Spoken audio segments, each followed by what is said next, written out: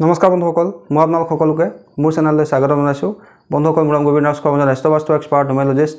বন্ধুসকল, আপোনালোকৰ সুবিধাৰ্থে মই চেনেলটোত বাস্তুৰ সম্পৰ্কে, সংখ্যাতত্বৰ সম্পৰ্কে, জ্যোতিষৰ সম্পৰ্কে, তাৰ লগতে আপোনালোকৰ বিভিন্ন সমস্যাৰ সমাধানৰ উপায়সমূহৰ সম্পৰ্কে আলোচনা কৰি থাকোঁ। গতিকে যদিহে আপোনালোকৰ মোৰ চেনেলৰ ভিডিঅ'সমূহ চাই ভাল লাগে, অনুগ্ৰহ কৰি মোৰ চেনেলটো ছাবস্ক্ৰাইব কৰিব, ভিডিঅ'সমূহ লাইক কৰিব, কমেণ্ট কৰিব আৰু যিমান পাৰে শ্বেয়াৰ কৰিব।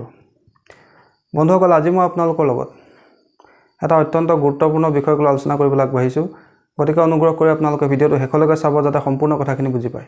বন্ধুসকল, আজিৰ বিষয়টো হ'ল যে যদি আপোনাৰ ওপৰত কিবা নিগেটিভ এনাৰ্জিৰ প্ৰভাৱ থাকে, ধৰি লওক যদি আপোনাৰ ওপৰত কুমন্ত্ৰৰ কিবা প্ৰভাৱ থাকে, কোনোবাই আপোনাৰ ওপৰত ব্লেক মেজিক কৰে, আপোনাৰ ওপৰত বেলেগৰ বেয়া নজৰ পৰি থাকে, দেৱতাৰ কুদৃষ্টি থাকে, বা আপোনালোকৰ শৰীৰত কিবা নিগেটিভ এনাৰ্জিৰ প্ৰভাৱ থাকে, তেন্তে তাক দূৰ কৰিবৰ কাৰণে আমি কি সহজ উপায় কৰিব পাৰোঁ, সেই বিষয়ে আজি মই ক'বলৈ আগবাঢ়িছোঁ।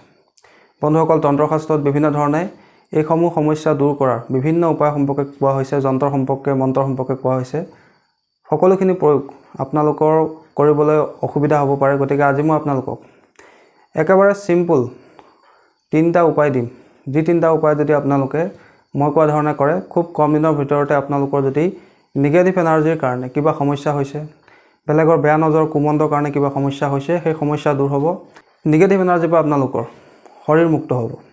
বন্ধুসকল, প্ৰথম উপায়টো হ'ল, যদি আপোনালোকৰ কিবা বেয়া নজৰ লাগি থাকে, কুমন্ত্ৰৰ প্ৰভাৱ আপোনাৰ শৰীৰৰ ওপৰত আছে, ৰাতি আপুনি বেয়া সপোন দেখে, মনটো ভাল নালাগে, একো কৰি ভাল নালাগে, আপোনাৰ বেয়া বেয়া সপোন দেখে, বা আপোনাৰ সকলো কামতে বাধা বিঘিনি, সমস্যাই নুগুচে, তেন্তে আপোনালোকে শনিবাৰৰ দিনা এটা গোল নেমু বিচাৰি ল'ব। নেমুটো কালাৰটো কিন্তু হালধীয়া হ'লে ভাল, অলপ পকা নেমু হ'লে ভাল। এনেকুৱা এটা নেমু লৈ ল'ব যিটো অলপ হালধীয়া ৰঙৰ হয়, গোল নেমু ল'ব আপোনালোকে। নেমুটো লৈ শনিবাৰে সন্ধিয়াৰ সময়ত আপোনালোকে সেই নেমুটোত অকণমান সেন্দুৰে এটা তিলক দি ল'ব। তাৰপিছত সেই নেমুটো আপোনালোকৰ মূৰৰ ওপৰেদি 7 পাক এণ্টি ক্লক ঘূৰাব, আৰু এণ্টি ক্লক ঘূৰাওঁতে আপোনালোকে এই মন্ত্ৰটো 7 বাৰ জপ কৰিব। বন্ধুসকল, মই মন্ত্ৰটো কৈ দিছোঁ। দুৰ্গা দুৰ্গা মহামায়া দুৰ্গা, ৰক্ষ ৰক্ষ মা দুৰ্গা, ওম হাং হ্ৰিং ৰক্ষং ৰক্ষং মা দুৰ্গা স্বাহা, মা দুৰ্গা স্বাহা। দুৰ্গা দুৰ্গা মহামায়া দুৰ্গা, ৰক্ষ ৰক্ষ মা দুৰ্গা, ওম হাং হ্ৰিং ৰক্ষং ৰক্ষং মা দুৰ্গা স্বাহা, মা দুৰ্গা স্বাহা। এই মন্ত্ৰটো আপোনালোকে 7 পাক ঘূৰাওঁতে 7 বাৰ জপ কৰিব। তাৰপিছত সেই নেমুটো আপোনালোকে চাৰিফাল কৰি কোনোবা এটা তিনিআলি বা চাৰিআলিত গৈ সেই নেমুটো আপোনালোকে 4 দিশত পেলাই দিব। আপোনালোকে তিনিআলি বা চাৰিআলিত যাব, গৈ তাত আপোনালোকে 4 টুকুৰা কৰি নেমুটো 4 দিশত আপোনালোকে নেমু টুকুৰাবিলাক পেলাই দিব। এনেকুৱা স্থানত পেলাব যাতে কাৰোবাৰ ভৰি নপৰে, এনেকুৱা স্থানত আপোনালোকে পেলাই থৈ গুচি আহিব, আৰু পিছলৈ নোচোৱাকৈ ঘৰে গুচি আহিব। আৰু এই প্ৰক্ৰিয়াটোকে আপোনালোকে 7টা শনিবাৰ সন্ধিয়াৰ সময়ত কৰিব। চাব আপোনালোকৰ নিগেটিভ এনাৰ্জিৰ প্ৰভাৱ আপোনাৰ শৰীৰৰ পৰা লাহে লাহে নাইকিয়া হৈ যাব। সম্পূৰ্ণ পৰীক্ষিত উপায়, আপোনালোকে সম্পূৰ্ণ বিশ্বাসেৰে কৰি চাব, নিশ্চয় আপোনালোকৰ নিগেটিভ এনাৰ্জিৰ পৰা সুৰক্ষা লাভ হ'ব, নিগেটিভ এনাৰ্জি শৰীৰৰ পৰা আপোনালোকৰ দূৰ হ'ব। দ্বিতীয় উপায়টো হ'ল, যদি আপোনালোকৰ ওচৰ পাজৰে আপোনালোকে নেমু বিচাৰি নাপায়, তেন্তে আপোনালোকে আৰু এটা সহজ উপায় কৰিব পাৰে। আপোনালোকৰ ঘৰততো প্ৰত্যেকৰে চাকি জ্বলাবৰ কাৰণে কেঁচা সূতা নিশ্চয় আছে, যাক শলিতা হিচাপে ব্যৱহাৰ কৰা হয়। তেনে কেঁচা সূতা শলিতাৰ নিচিনাকৈ আপোনালোকে সৰুকৈ কাটি ল'ব। কাটি লৈ সেই কেঁচা সূতাডাল মিঠাতেলত ডুবাই লৈ শনিবাৰৰ সন্ধিয়াৰ সময়ত আপোনালোকে এই কেঁচা সূতাডাল আপোনাৰ নিজৰ মূৰৰ ওপৰেদি 7 পাক এণ্টি ক্লক ঘূৰাব। এণ্টি ক্লক ঘূৰাই লৈ আপোনালোকে আপোনাৰ ঘৰ দক্ষিণ দিশত এটা মাটিৰ চাকিত মিঠাতেল দি সেই শলিতাডাল জ্বলাই দিব। আৰু এই প্ৰক্ৰিয়াটোকে আপোনালোকে কণ্টিনিউ 15 দিন কৰিব। শনিবাৰৰ পৰা আৰম্ভ কৰিব, আৰু ইয়াক আপোনালোকে কণ্টিনিউ 15 দিন কৰিব।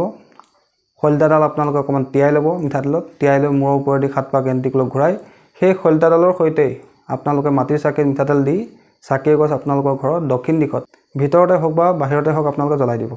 আৰু এই প্ৰক্ৰিয়াটোকে আপোনালোকে কণ্টিনিউ 15 দিন কৰিব। চাব আপোনালোকৰ শৰীৰৰ পৰা নিগেটিভ এনাৰ্জিৰ প্ৰভাৱ দূৰ হ'ব। তৃতীয়তে, যদি আপোনালোকৰ বহুত বেছি নিগেটিভ এনাৰ্জিৰ প্ৰভাৱ পৰি আছে, যাৰ পৰা আপোনালোকে শীঘ্ৰে মুক্তি পোৱাটো বিচাৰিছে, আপোনাৰ শৰীৰত বিভিন্ন ধৰণৰ ৰোগ উৎপন্ন হ'ব লৈছে, যিবিলাক ৰোগ ডক্টৰে ডায়েগন'জ কৰিব নোৱাৰে, ধৰিবই নোৱাৰে কি হৈছে। আপোনাৰ মন ভাল নাথাকে, শৰীৰ ভাল নাথাকে, কামতো আপোনাৰ বাধা, সকলো ফালৰ পৰা আপোনাৰ সমস্যা হৈছে, শৰীৰত নিগেটিভ এনাৰ্জি প্ৰভাৱ বৃদ্ধি পাইছে, তেন্তে আপোনালোকে এই উপায়টো আপোনালোকে কৰিব পাৰে। এই উপায়টো কৰিবৰ কাৰণে অৱশ্যে আপোনালোকৰ এখন কলা কাপোৰ আৱশ্যক হ'ব। কলা কাপোৰখনত আপোনালোকে 2টা শুকান জলকীয়া, 4-5টামান আপোনালোকে জালুক, কেইটামান বগা সৰিয়হ ধুনীয়াকৈ ৰাখি সৰুকৈ এটা টোপোলা বনাই ল'ব। আৰু সেই টোপোলাটো আপোনালোকে নিজৰ ভৰিত এবাৰ মূৰত এবাৰ স্পৰ্শ কৰাই তাৰপিছত নিজৰ মূৰৰ ওপৰেদি 7 পাক এণ্টিক্লক ঘূৰাব। আৰু ঘূৰাওঁতে আপোনালোকে এই মন্ত্ৰটো জপ কৰিব, ওম ক্লিং কালিকাই নমঃ, ওম ক্লিং কালিকাই নমঃ। আপোনালোকে এই মন্ত্ৰটো আপোনালোকে 7 পাক ঘূৰাওঁতে 7 বাৰ ক'ব। তাৰপিছত আপোনালোকে সেই টোপোলাটো ঘৰৰ বাহিৰত অৰ্থাৎ ঘৰৰ বাউণ্ডেৰীৰ বাহিৰত গৈ আপোনালোকে ক'ৰবাত জ্বলাই দিব। আৰু ইয়াক কণ্টিনিউ আপোনালোকে 15 দিন কৰিব। আৰু এই প্ৰক্ৰিয়াটো আপোনালোকে কোনোবা শনিবাৰ মঙলবাৰৰ পৰা আৰম্ভ কৰিব পাৰে। বন্ধুসকল, এই তিনিওটা উপায় অত্যন্ত পৰীক্ষিত উপায়।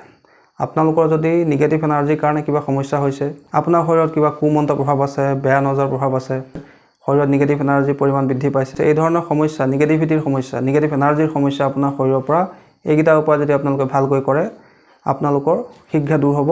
অত্যন্ত পৰীক্ষিত উপায়। এই 3টা উপায়ৰ ভিতৰত আপোনালোকে যিটো উপায় সুবিধা হয় সেইটো উপায় আপোনালোকে কৰিব পাৰে।